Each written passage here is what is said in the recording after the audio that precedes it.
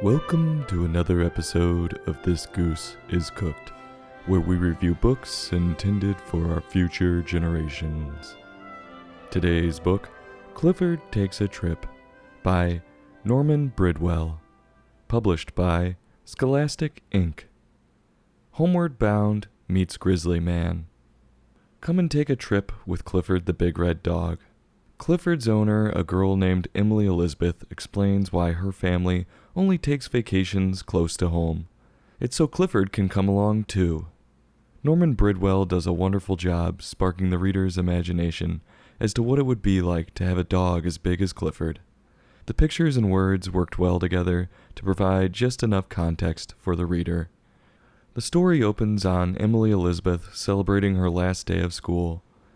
She says, I quote, "Now I can play with my dog Clifford," which seems like it would be a lot of fun to have a massive beast like that obey your commands. Emily explains that they don't go on long vacations because it's too hard to transport Clifford. They only go to places like the park to picnic. Lame. Reality sets in that having a dog that big would be a real bitch. It'd be too hard to take him anywhere without creating chaos. One of the biggest things I would worry about is what if Clifford liked to pee on every street corner like most dogs do? It would be like a fire hose. I'm sure the business owners would not be too happy about that. And God forbid he goes number 2. It's not like you can just bring a grocery bag with you, or just kick some leaves on it and walk away.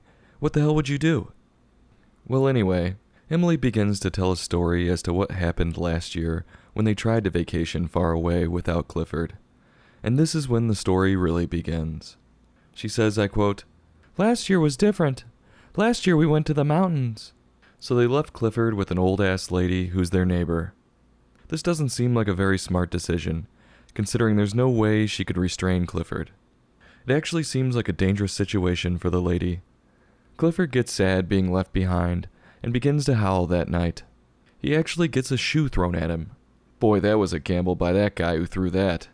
Good luck getting your shoe back. This guy got lucky, though. Clifford just cries, and the picture depicting it makes the reader want to cry, too. Just heart-wrenching. In the morning, Clifford sets out to find his family. He begins his own version of the movie Homeward Bound. He wreaks havoc unintentionally throughout his journey. He causes a bunch of cars to crash on the highway. He stops to help an old man in a broken-down grocery van. He carries the man and his van all the way to the mechanic, and gets mightily rewarded for it. Then Clifford accidentally walks right through wet cement on a new road being paved.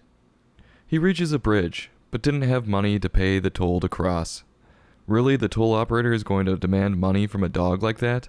He's not going to think, hey, this dog might be lost. I better help find its owners. Clifford is a force, and won't be stopped, not even by a grumpy old toll operator. So Clifford jumps into the water with cement on his feet and swims across. The mafia literally kills people by putting cement on their feet and throwing them in water. Clifford did this willingly and overcame it all. While Clifford is trekking across the countryside to be with his family, Emily Elizabeth and the family are camping. And Emily proves she isn't the brightest bulb, and decides to play with 2 bear cubs. She clearly needs to stay in school. In the picture, you see Mama Bear is pissed, and is coming up behind her ready to tear her limb from limb. Just like what happened to the grizzly man in Alaska. Mama Bear actually gets a hold of Emily Elizabeth, and just when you think the carnage is about to begin, Clifford shows up behind her and puts a stop to it all.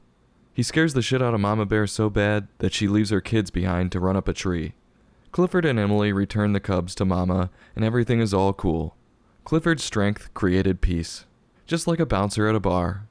Everyone was almost surprised as the Mama Bear to see Clifford, but Emily explains to her parents that he saved her life.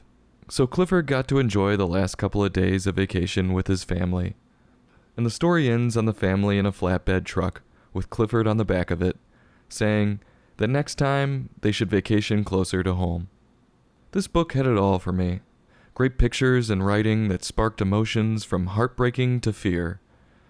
My biggest knock is that I've seen this story before in the movies. And for that, on a scale from 1 to 5, I'm going to give this book a 3.8. I'll have a heapin' helpin', and I'll definitely be going back for seconds and thirds. This goose is cooked. Join us next time for another in-depth book review.